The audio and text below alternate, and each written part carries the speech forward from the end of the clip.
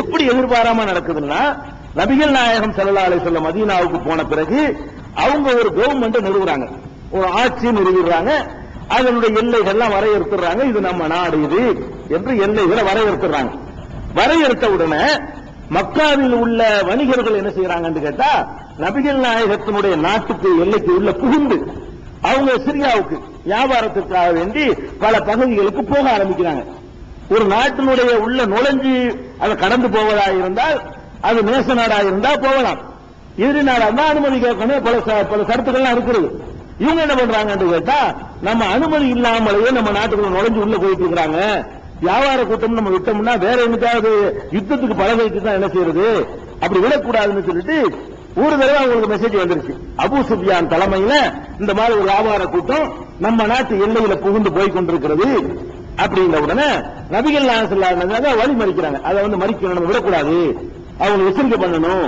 நாம அது மாதிரி கண்டவன்லாம் உங்களுக்கு நுழையிற அளவுக்கு நாடு இருக்கக்கூடாது. எதிரிகளை சுத்தி சம்பாதிச்சு வச்சிருக்காங்க இல்லையா, அப்ப நாட்டை பாதுகாக்கணும். அதுக்காக இந்த வணிக கூட்டத்தை வழிமறிச்சு பறிமுதல் பண்ணுவதற்காக வேண்டி அப்படித்தானே செய்வாங்க. நம்ம டியூட்டி கட்டாம கடை கொண்டு இந்தியாக்காரன் கொண்டு வர சாமானே டியூட்டி போட்டு பறிமுதல் பண்ணி வச்சுக்கிறாங்க கவர்மெண்ட்ல. இந்த நாட்டுக்காரனே ஒரு கொண்டு வர்ற ஜாமான் நம்ம நாட்டு சட்டத்துக்கு ஏதாவது இறங்கலா இருந்துச்சுன்னா என்ன செய்யறாங்க, அதை கவர்மெண்ட் பறிமுதல் பண்ணிக்கிறது. இன்னொரு நாட்டுக்காரன் உள்ள கொண்டு வந்தா பறிமுதல் பண்றதுன்னு குற்றம் கிடையாது. வழங்காது எல்லா நாடும் செய்யறதுதான், பெரிய பயங்கரமா எடுத்துக்கிற தேவையில்லை. பறிமுதல் பண்ணுவதற்காக வேண்டி நபிகள் நாயகம் ஸல்லல்லாஹு அலைஹி வஸல்லம் செய்யறாங்க. அவன் நம்ம நாட்டுக்குள்ள நுழைஞ்சு ஒரு படை போய்கிட்டு இருக்கிறது, வியாபார கூட்டமா இருந்தாலும் அனுமதிக்க முடியாது. அது யாரு, எந்த கூட்டம், நம்மளை ஊர் விட்டு விரட்டினவன், நம்ம சொத்துக்கள் எல்லாம் பறிச்சுக்கிட்டவன், பல விதத்தில் நமக்கு இறஞ்சல் தந்துட்டு இருக்கிறவன், அவன் எவ்வளவு தைரியமா இருந்து உள்ள வந்து நுழைஞ்சு வர்றான், இப்படி மறிக்கணும்னு சொல்லிட்டு நபிகள் நாயகம் ஸல்லல்லாஹு அலைஹி வஸல்லம் தலைமையில போறாங்க. ஆள் அனுப்புறதுலாம் கிடையாது, அவங்களதான் போவாங்க. அவங்களே தலைமையில அங்க என்ன செய்யறாங்க, போறாங்க. போனா இந்த நபிகள் நாயகம் ஸல்லல்லாஹு அலைஹி வஸல்லம் புறப்பட்ட செய்தி அங்க கிடைச்சிருது, மக்காவில் உள்ளவர்களுக்கு கிடைக்கிறது. ஆஹா, நம்ம வணிக கூட்டத்தை காப்பாத்தி ஆகணுமே அப்படிங்கிறதுக்காக என்ன பண்றாங்க, அவங்க ஒரு படை விரட்டிட்டு வர்றாங்க, மக்காவை நோக்கி படை விரட்டிட்டு வர்றாங்க. அந்த நபிகள் நாயகம் ஸல்லல்லாஹு அலைஹி வஸல்லம் இந்த வணிக கூட்டத்தை விட்டுட்டாங்கன்னா ரிட்டர்ன் ஆயிடுவாங்க. வணிக கூட்டத்தை அட்டாக் பண்ணா திருப்பி அட்டாக் பண்ணணும் அப்படிங்கிற மாதிரி ஒரு எண்ணத்துல வந்து கொண்டிருக்கிறார்கள். அப்ப அல்லாஹ் என்ன பண்றான்னு கேட்டா, ரெண்டு கூட்டத்தை சந்திக்க போறாங்க. இப்ப ஒண்ணு இப்படி வருது, ஒன்னு அப்படி போய்கிட்டு இருக்கு. ஒன்னு எதிரிகள் யுத்தத்துக்குன்னு வர்றாங்க, இன்னொன்னு வணிக கூட்டம் போய் கொண்டிருக்கிறது. இந்த ரெண்டில் ஒன்று உங்களுக்கு கண்டிப்பா கிடைக்கும் அப்படின்னு என்ன செய்யறான், அல்லாஹ் வாக்குறுதி கொடுக்கிறான். வாக்குறுதி கொடுத்த உடனே அப்ப நபிகள் நாயகம் மசூரா பண்றாங்க சஹாபாக்கள்கிட்ட, தோழர்களே, அல்லாஹ் வாக்குறுதி வந்திருக்கிறான், அதை நீங்கள் எதிர்த்து நின்று பறிமுதல் செய்ய போனாலும் வெற்றி உங்களுக்கு இருக்கிறது, இதை எதிர்த்தாலும் வெற்றி இருக்கிறது. அல்லாஹ் வாக்குறுதி வந்து விட்டான். அதனால நம்ம படை பலத்தோட வர்றாங்களே பயப்படாதீங்க, இதை எதிர்கொண்டாலும் உங்களுக்கு வெற்றி கிடைக்கும், பயப்படாதீங்க. எதை நீங்க தேர்ந்தெடுக்கிறீங்க அப்படின்னு கேட்கும் பொழுது எல்லாரும் அதைத்தான் தேர்ந்தெடுக்கிறது முக்காவாசி பேர். ஏன்னு கேட்டா அது வியாபார கூட்டம், யுத்தம் செய்ய தேவையில் அழித்து வந்துடுறது, பறிமுதல் பண்ற வேலை, பெரிய ரிஸ்க் கிடையாது. யுத்தங்கிறது ரிஸ்கான வேலை, இதுல ஒண்ணு கிடைக்கவும் செய்யாது, இழப்பு தான் ஏற்படும், ரத்தம் சிந்த வேண்டி வரும். அதை விரும்புறாங்க. கடைசியா அது நெருங்கி வந்துட்டாங்கன்னு அப்புறம் முடிவு மாறி சில சகாபாக்கள் உறுதியா பேசி, இது முக்கியம் இல்ல, படை விரட்டி வந்தவங்களுக்கு பாடம் கற்பின்னு போயிட்டு போறாங்க. அவங்க இங்க வரைக்கும் வந்துட்டாங்க இல்லையா, அத்துமீறுவாங்க, நம்ம தடுக்க போனோம்னா அதுக்கும் படம் கழிச்சிட்டு வருவாங்க, இவங்களுக்கு தான் படம் கற்பிக்கணும் என்ற கருத்துக்கு பிறகு பத்ர் போற, அப்பதான் பத்ருங்கிற இடத்துக்கு வந்துட்டாங்க. அது கடையில அப்பதான் பத்ர் நடக்குது. பத்ருக்குன்னு புறப்பட்டு போகல, நல்லா வழங்கிக்கணும்.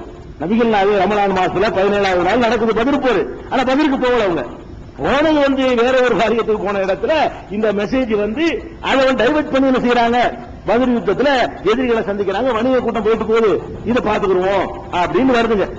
இதுல அதல்ல பாயிண்ட். அல்லாஹ் என்ன சொல்றாங்க, இதுல இரண்டு கூட்டத்தினரில் ஒன்றை நீங்கள் வெற்றி கொள்வீர்கள் என்று அல்லாஹ் உங்களுக்கு வாக்களித்தது எண்ணி பாருங்கள் அப்படின்னு அல்லாஹ் சொல்றான். எப்ப சொல்றான் இந்த வசனத்தை? உஹதுல சொல்றான், பத்ர்ல கூட சொல்லல. பத்ர்ல நடந்ததை ஞாபகப்படுத்துறான். இப்ப நீ பயந்து ஓட பாக்குறீங்களப்பா, அல்லாஹ் உங்களுக்கு ரெண்டு கூட்டத்தில் ஒரு கூட்டத்தை வெற்றியாக்கி தருவேன்னு சொன்னானே, அதை அல்லாஹ் வாக்களிச்சானே, அதை கொஞ்சம் நினைச்சு பாருங்க அப்படிங்கிறான். அப்படின்னா அந்த வாக்கு எங்க இருக்கு? குர்ஆன்ல இருக்கணும்ல. அல்லாஹ் வாக்களிச்சிருக்கான், அல்லாஹ் வாக்களிச்சிருக்கான். இரண்டு கூட்டத்தில் ஒரு கூட்டத்தை வெல்வீர்கள் என்று அல்லாஹ் உங்களுக்கு வாக்களித்ததை நினைத்து பாருங்கள் என்று சொல்லி வாக்கை ஞாபகப்படுத்துறாங்க. வாக்கு இங்க இல்ல, வாக்கு ஆல்ரெடி அல்லாஹ் கொடுத்துட்டான். இது உஹதுல சொல்லி காட்டுறான் அல்லாஹ். பத்ரு நேரத்தில் அல்லாஹ் என்ன செஞ்சிருக்கான்னு கேட்டா, உங்களுக்கு வந்து நான் வாக்க 2 கூட்டத்தில் ஒரு கூட்டத்தை வந்து தருகிறேன், வெற்றியாக்கி தருகிறேன் வாக்களிச்சான். அந்த வாக்குன்னா என்ன? நபிகள் நாயகம் தான் வாக்க சொன்னாங்க மக்கள்கிட்ட. அல்லாஹ் இந்த மாதிரி எனக்கு வாக்களித்திருக்கிறான் அப்படின்னாங்க. அப்படியான ஒரு வசனம் குர்ஆன்ல இருக்கணும்ல. குர்ஆன் மட்டும்தான் இறை தூதர்களுக்கு வர்ற இறை செய்தின்னு சொன்னா, குர்ஆனை தவிர வேற இறை செய்தியே வராது என்று சொன்னால் அப்ப என்ன இருக்குன்னு, இந்த 2 கூட்டத்தில் ஒரு கூட்டத்தை வெல்வீர்கள் அப்படின்னு ஒரு வசனம் குர்ஆன்ல இருக்கணும். இல்ல, இந்த 2 கூட்டத்தில் நீங்க ஒண்ணு ஜெயிக்கத்தான் போறீங்க, நான் வாக்கு தருகிறேன் அப்படின்னு குர்ஆன்ல இருக்கணும். இல்ல, குர்ஆன்ல இல்லாத ஒரு வாக்குறுதிய நான் கொடுத்த வாக்குறுதி நல்லா சொல்றான். குர்ஆன்ல இல்ல அந்த வாக்குறுதி. அல்லாஹ்வுடைய ரசூல் தான் வாக்குறுதி கொடுத்தார்கள்.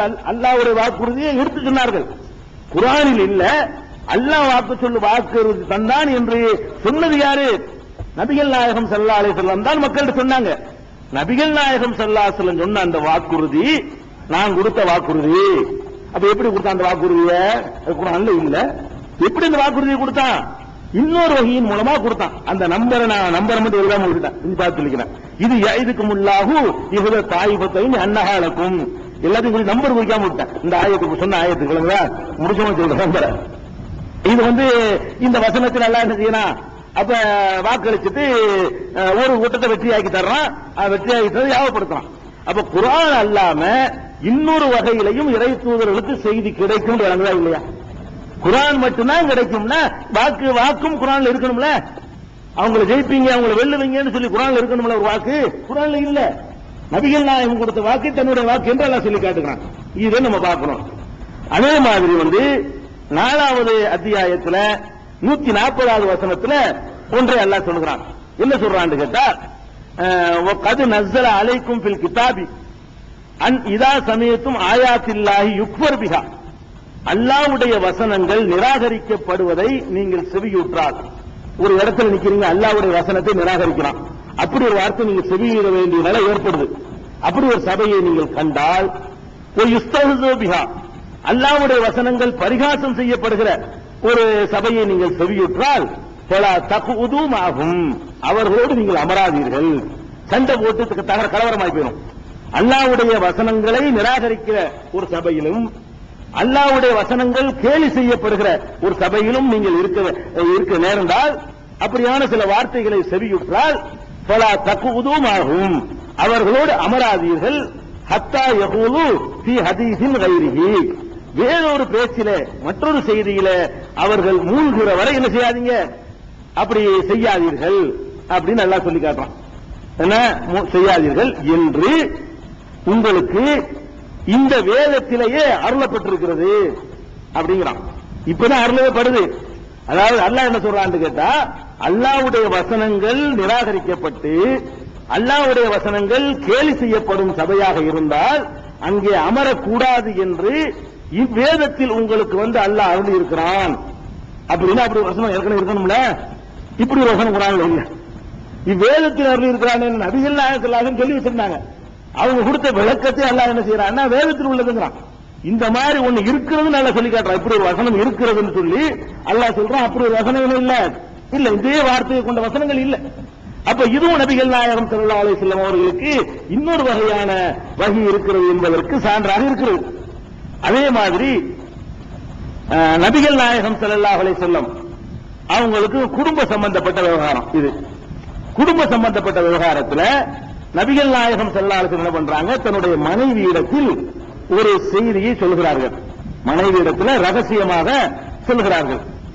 ரகசியமா நீ மட்டும் வச்சுக்க, யாருக்கும் சொல்லக்கூடாது என்று மனைவியிடத்தில் ஒரு செய்தி சொல்கிறாங்க.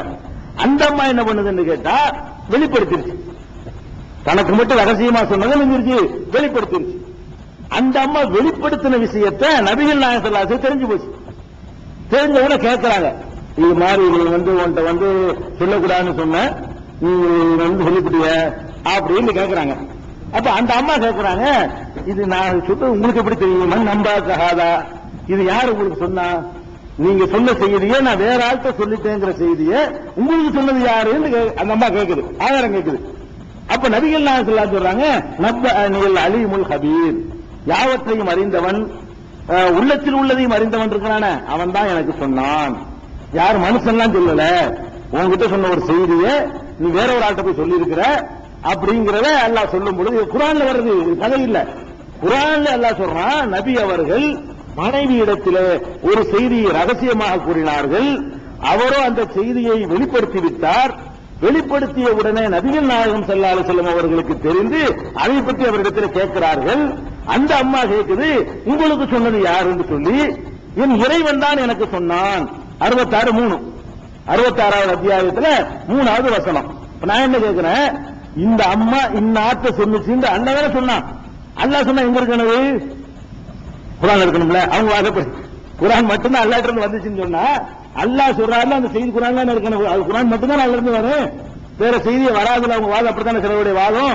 அல்லாஹ்விடமிருந்து குர்ஆன் மட்டும்தான் வரும், வேறு வகையான வகியோ வேறு விதமான செய்தியோ இறை தூதர்களுக்கு வராது, கிடைக்காது என்று வாதிட்டார்களேயானால், எனக்கு அல்லாஹ் தான் சொன்னான் ரசூலுல்லாஹ் சொன்னாங்க இல்லையா?